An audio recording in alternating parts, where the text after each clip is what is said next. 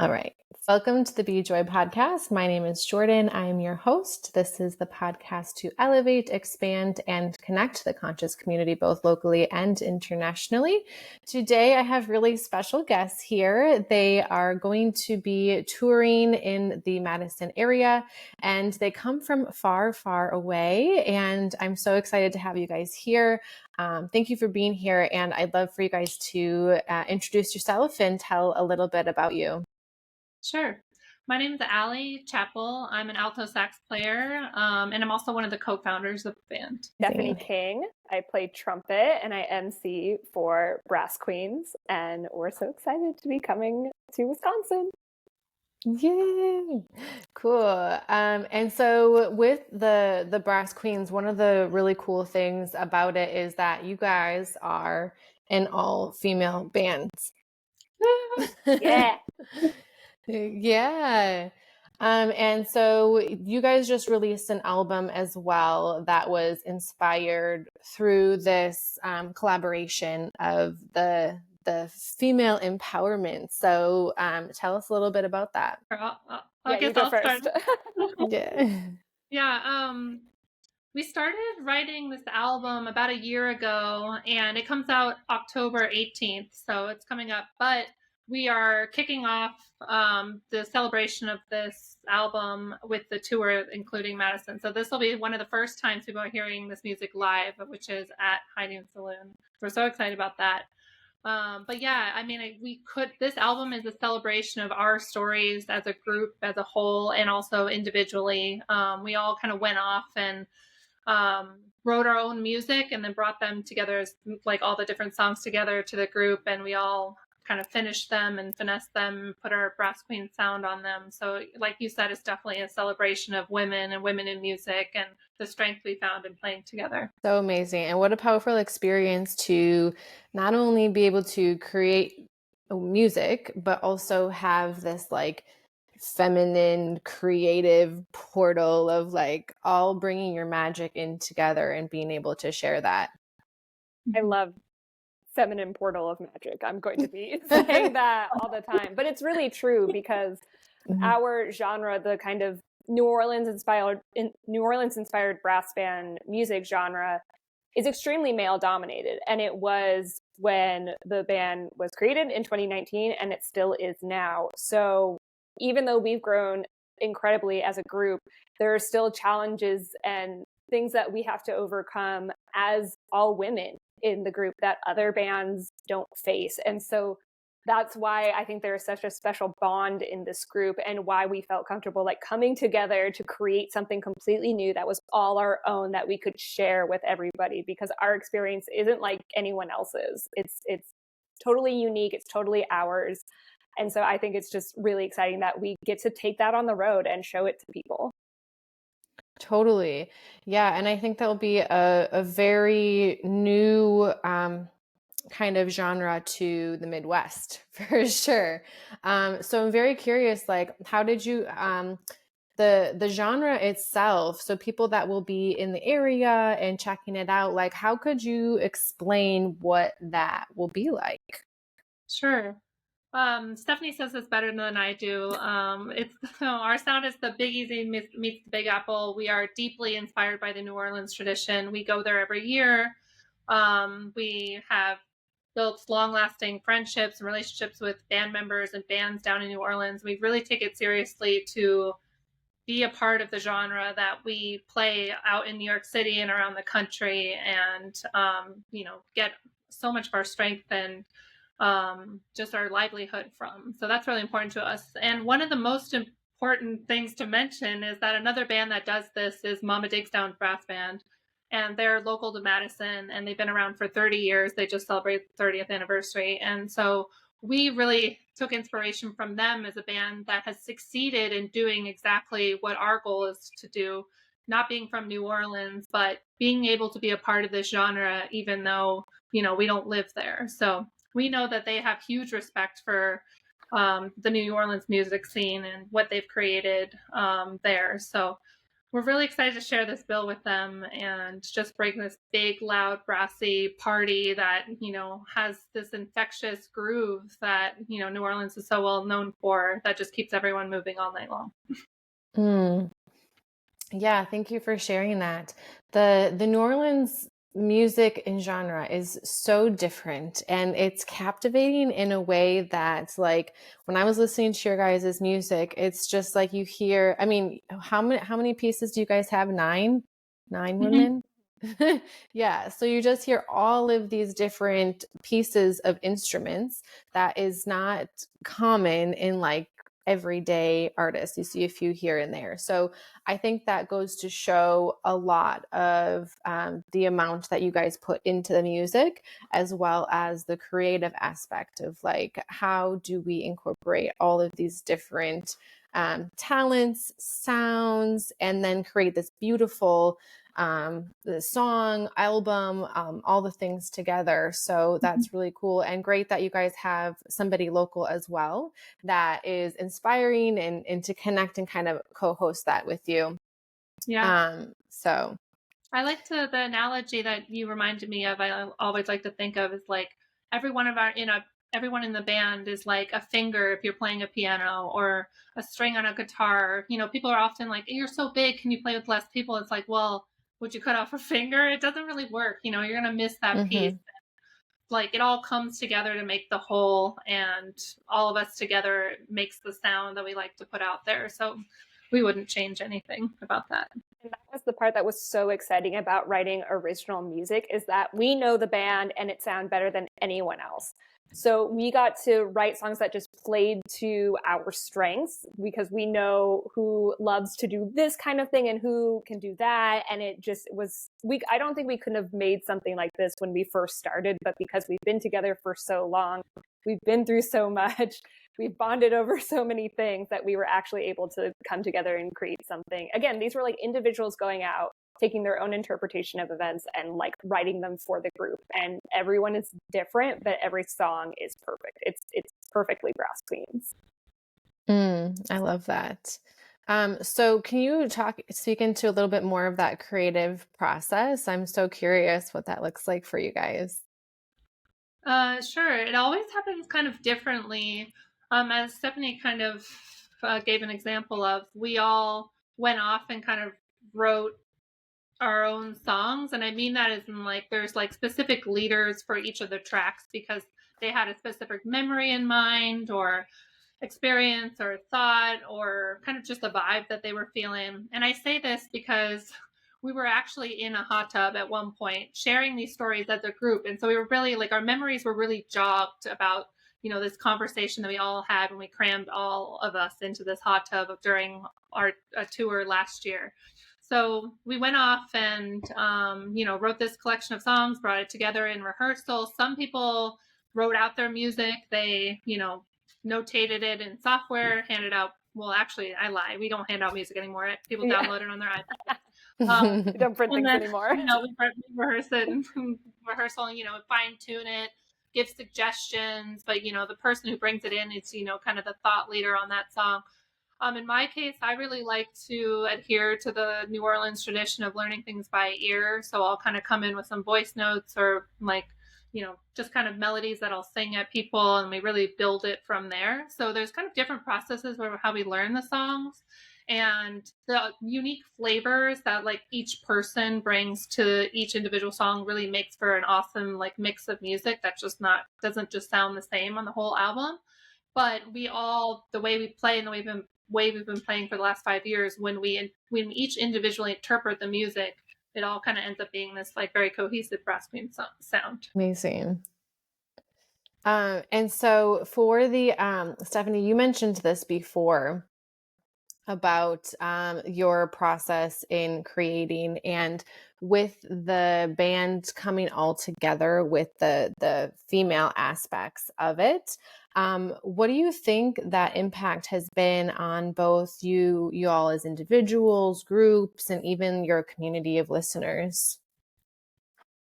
I know, from my very personal experience, that my confidence as just a musician and as a person has grown immensely being surrounded by some of the most talented people I've ever met. And not only are they massively talented, they are massively supportive. You know, you can't get better if you don't allow room for growth. So we've had to like work together to get better. It was it's all about, you know, individual practice, but then practice as a group too. And so we constantly make each other better, which is how we keep leveling up. And then in terms of larger impact, you know, we've played a lot of different places. We're so lucky to have traveled a lot, but some of the most, you know, dominant memories I have are, you know, playing on the streets of Brooklyn and seeing little kids, especially little girls, seeing us hold and play the instruments that they maybe have never seen girls play before. Like that's huge to, you know, just change their perception of the world in that moment, and having them want to like run over and hit a drum set or hit a key on a saxophone or something. It just opens up this world of possibility that wasn't open to them before. And that, I think, is the main impact of our group, is that we are creating visibility for women in this genre, to say that it is a space where anyone can play. It's not exclusive. It should be very inclusive. And our goal is to like never not be visible. We always want to be out there. So I'm very grateful for anyone that's come up, or like we've had fans come up and say, "Oh, I played trumpet in high school, and I was the only girl in my section, and I hated it. And now you guys made me wish I kept playing." And so it's like that's it. That's the most rewarding thing that we can hear, is that we make people want to engage with music more. Totally. And I think it's an understatement of how much courage it takes to do that. Not only courage, but also like the discipline and determination, because when you're stepping into the unknown and somewhere that has not been created before, there's a different momentum that is there. And so it sounds like that has been super rewarding for you guys to see that reflection show up in your audience and in children, because they're the future. So how cool. Like a Stephanie lot. said, Sorry. You go. I was just gonna like just reemphasize what she said about support. Like we can only do it because we support each other on like the deepest level of friendship, which you don't always get in just a band. Like you can be a really close-knit group that plays well together, but something about our chemistry as people and the deep relationships that we built with each other really comes across on stage, but it also allows us to experiment in rehearsals, you know, like allows us the patience with each other to improve, and knowing that we'll always have that support is what allows us to keep going forward. And I don't think we would be where we are without that. To like feel our emotions with one another. Like there are we don't have those boundaries or those barriers. We're very open with each other. And I wonder, you know, if that's how other bands feel. I don't know, but like, you know, we kind of give ourselves over to this project and this music. And I think that's what makes it incredible. And I did want to mention also, in terms of like breaking barriers, that we are very inspired by, you know, New Orleans, but specifically the original Pinettes brass band, who was the first female brass band in New Orleans, who formed back in the 90s. So they like really did, when you talk about bravery and courage, they really did a lot to set the way for us. And we're just really trying to take that and run as far as we can with it. Amazing. Yeah. I mean, having the community, that's one of the 3 pieces of medicine that I believe that started this podcast, is our community, music, and our diamond gifts. And so like when we talk about having like somebody to lean back on, and especially women, like having women need other women to like come here and be all of you, be more of you. So I think that's really special that you guys get to experience that together. And I love hearing that. Yeah. It's so special. And we're so lucky we get to capture it in an album form, you know, and just have that forever. So like Absolutely. true gift. Is it a diamond gift? I don't know what the definition of diamond gift, but Yeah. it sounds like a diamond gift. I like the idea of it. It is. Yeah. My definition of the diamond gifts is like the facet of the diamond that we come on earth to fulfill that nobody else has. That's our job that we have to I love that. Cool. Yeah, but definitely a gift in the caliber of a diamond having an album, I'd say. Can't go away. That's my favorite thing about recording music. Even though it never compares the experience of it being live, it's just that it exists as something that is there for forever. It's really our memory of it that's forever, but it's documented in a way that no matter where we go from here or where life takes us, like we have the shared experience together. Yeah, absolutely. So where do you guys see yourself going now? So we have an album coming up that is going to be released here this next month. You guys are like opening up tons of doors for other people. Like, what is your vision? I'd say we're still, we're making it to Madison on this trip. We're going to Chicago, Detroit. We're based in Brooklyn. I think we want to make it all the way to the West Coast. I think that's like step one. So to keep doing what we're doing and really kind of continue to make it out there. And we really love small communities too. Like we've been in Memphis, Colorado. We're going to Ludington, Michigan. We've been to small corners of the Northeast. We were just in Wilmington, Vermont, and Kingston, New York. Like we love just meeting people where they're at and, getting to be a part of their culture for a night or a day or however long we're there. Yeah, for sure. But side note, if you're listening to this and are in any of those areas, be sure to drop a message so we can connect and share this more with everyone. Nate, it looked like you were going to say something. Oh, I was just shouting. I was just excited about people potentially coming. Yes. We can shout out the tour dates though. We have, we're going to do a little Midwest tour in October. So we're going to be at the Hideout in Chicago on October 9th. We're going to be at the Grand Theater in Wausau, Wisconsin on October 10th. My stomping grounds. Wait, really? Yeah. Did I say Wausau right? No. Yeah, you did. Okay. I'm really afraid I'm going to not pronounce it correctly. No, you're doing great. Okay, awesome. I think that's the one that sold out though. Hell yeah. Well, too bad. Come bang at the doors and come in. Right?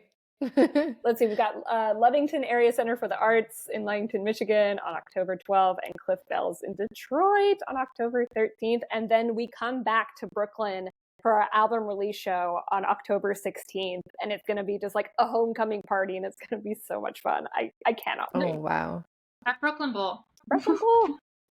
Brooklyn Bowl. Okay, so if you're over in Brooklyn or nearby, I know you guys have very close quarters over there. Go check them out. But yes, if you're in the Midwest, be sure to find one of those areas to go check these lovely women out and go say hello after the show as well, because I know that a lot of artists appreciate that and just love hearing feedback, as you can see that it's really been impactful for you guys to hear, just sharing your medicine. So thank you guys so much for being here and for showing up for yourselves and for the community. It's really great to see this out there.